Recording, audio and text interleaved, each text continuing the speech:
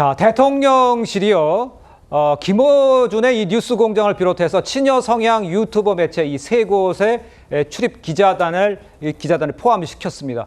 그러니까 정치권에서는 언론의 감시와 견제보다는 글쎄 혹시 듣기 좋은 소리를 하는 매체를 우대한 것 아니냐 이런 지적이 나오고 있는데 우리 기자 생활 하시는 우리 차 교수님께서는 지금 이 상황은 어떻게 평가를 하십니까? 일단 뭐 대통령실이 그러니까 지금 기자실의 뭐랄까요 매체에 대한 문호를 넓힌다는 부분은 저는 뭐 박수를 보내고 싶습니다. 예. 사실 지금 1인 미디어 시대라고 할 정도로 상당히 그러니까 지금 뭐 소수 이 매체들이 상당히 영향력을 갖고 있는 것도 사실이고 그 매체들이 나름대로 권력의 핵심 부에서 벌어지고 있는 상황을 직접 취재하고 싶은 욕구도 상당하기 때문에 여기에 부응한다는 것은 뭐 저는 박수를 보낼 수 있다고 봅니다만 예. 문제는 이번에 지금 드러난 것이 결국은 이 소위 이재명 정부의 입맛이 맞는 언론들만 지금 그러니까 이 출입을 허용한 것이 아니냐는 그런 논란을 빚는다는 것이 저는 문제라는 생각이 드는데요.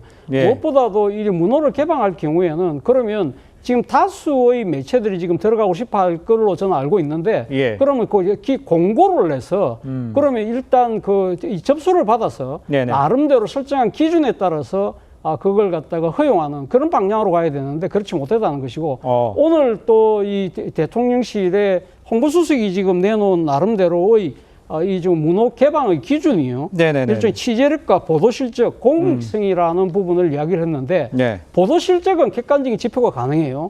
그런데 문제는 취재력과 공익이라는 부분은 상당히 주관적인 잣대가 될 수밖에 없잖아요. 이런 부분들에 있어서 과연 어떻게 기준을 설정할 것인가 여기에 대한 설명도 저는 좀 더 구체적으로 있어야 되는 것이 아닐까라는 생각이 듭니다. 알겠습니다. 일단 대통령실이 내놓은 이야기는 이 유튜브라고 우리가 통상적으로 얘기하는 이 유튜버 매체가 사실 인터넷 언론사로 등록이 돼 있습니다. 그렇기 때문에 등록이 돼 있는 경우에 이제 언론사 등록을 받았다. 이렇게 이야기를 지금 하고 있는 상황이고요. 지금 이 상황에 대해서 우리 박민영 대변인은 어떻게 보세요?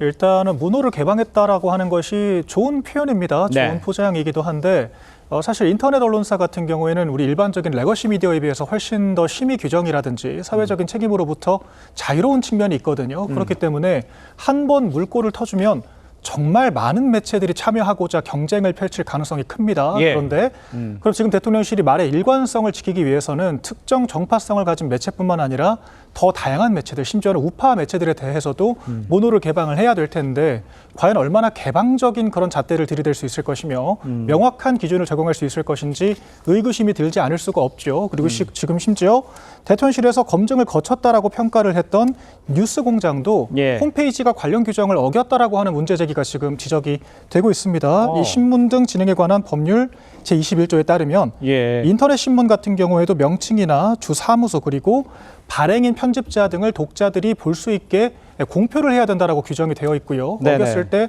1,000만 원 미만의 과징금이 부과가 되게 됩니다.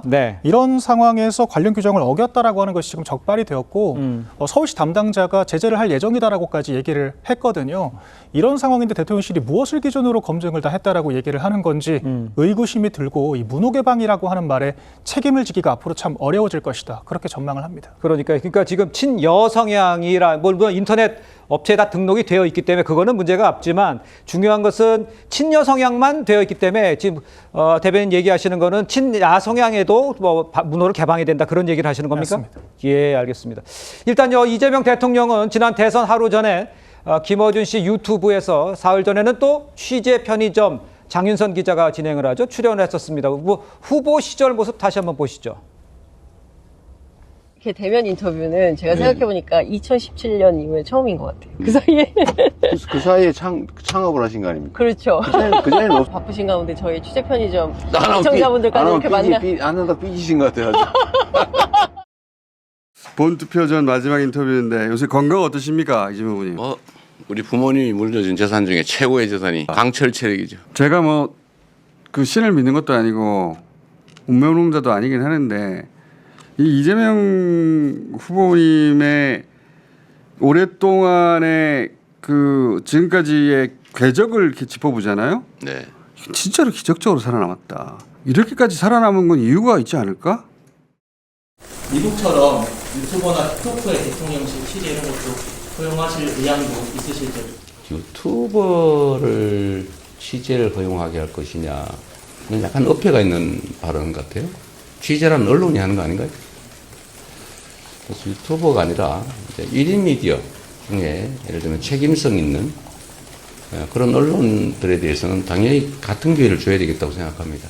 그리고 요즘은 꼭 특정 공간이 필요한 것도 아니어서 숫자 때문에 제한을 하거나 그런 필요는 없을 것 같아요. 자, 일단 그 국민의힘 안철수 의원은 지금 지적 나오고 있습니다만 이 대통령 찬양하고 민주당 의원들의 순도를 감별하면서 물건도 파는 친명 유튜버들이 대통령실 기자실에서 활개치게 됐다. 보수 유튜브 채널도 출입을 허용하는 거 아니냐 이렇게 지적을 했습니다. 자, 그러니까 우리 이규현 대통령실 홍보소통수석 출입 승인한 매체는 모두 정식 언론사로 등록된 곳으로 취재 조직과 정상적 보도 체계를 갖췄다라고 말하면서 유튜버 출입 주장은 전혀 사실과 다르다라고 얘기를 했습니다. 그러니까 인터넷 매체 기자협회 여기에 이제 등록이 되어 있다는 얘기죠. 다음 준비되어 있나요? 다음 보시죠. 취재력과 보도 실적. 아까 우리 차 교수님도 지적을 해주셨습니다만 공익성 등을 갖췄다면 보수 성향 매체도 동일한 기준으로 신청할 수 있다 이렇게 얘기를 했습니다. 물론 차 교수님은 아까 가늠하기 좀 어려운 부분도 있다고 말씀해 주셨고요. 자, 마지막으로 안철수 의원은요. 친명 유튜버 3인방의 위세가 생각보다 대단한가 보다. 대통령실이 보도 체계를 갖추고 있다며 변호. 객관적 요건 따라서 심사한 자료를 공개하라. 이렇게 얘기를 했습니다. 그러니까 객관적 자료가 있으면 공개해서 왜 저 업체들이 들어올 수 있었는지를 보여달라 이렇게 좀 주장을 하고 있는 것 같은데 친여 매체 세 곳을 승인 심사한 자료를 공개하라 요청했는데 이건 어떻게 보시는지 먼저 우리 윤기찬 변호사께서 설명해 주시죠. 일단 이제 대통령실에 출입한다는 부분은 상당히 이제 중요한 공인을 받잖아요. 그렇습니다. 공신력 있는 이런 대우를 받는 것인데 네. 첫 번째는 제가 뭐 유튜버라고 표현을 하든 1인 매체라고 표현을 하든 어쨌든 일반적인 언론사에 비추어 볼 때 내부 통제 기능이 사실 약한 건 맞죠. 그러니까 팩트 체크 기능이나 아니면 편향된 시각 측면에서 보면 다소 취약한 부분이 없지 않아 있어요. 그렇다면 뚜렷한 심사 과정을 거쳐야 되는 부분인데 이전과 같이 그 간사단의 협의를 거치게 되면 기자들은 기자들이 평가를 잘 하잖아요. 그렇게 되면 예. 간사들의 의견을 취합해가지고 거기서 걸러낸다든가 네. 이런 식의 뭔가 객관성 있는 심사 절차가 안 보인다는 겁니다. 네네. 그래서 인터넷 언론사가 50개 정도 된다는 것인데 이 중에서 신청을 만약에 많이 하게 되면 어느 업체를 갖다가 등록하고 어느 업체를 등록할지 안 할지에 대해서 예. 대통령실의 일방적인 평가 기준으로 하는 것은 맞지 않다. 그것은 이제 뭔가 그 언론사, 인터넷 협회에서 자체적으로 평가를 하도록 한다든가 또는 간사단과 협의를 거친다든가 이런 식으로 내부에서의 세평이 포함된 반영된 이런 심사 결과가 나와야 되지 않나 그런 취지의 안철수 의원의 문제제기가 아니었나라는 생각을 합니다. 알겠습니다.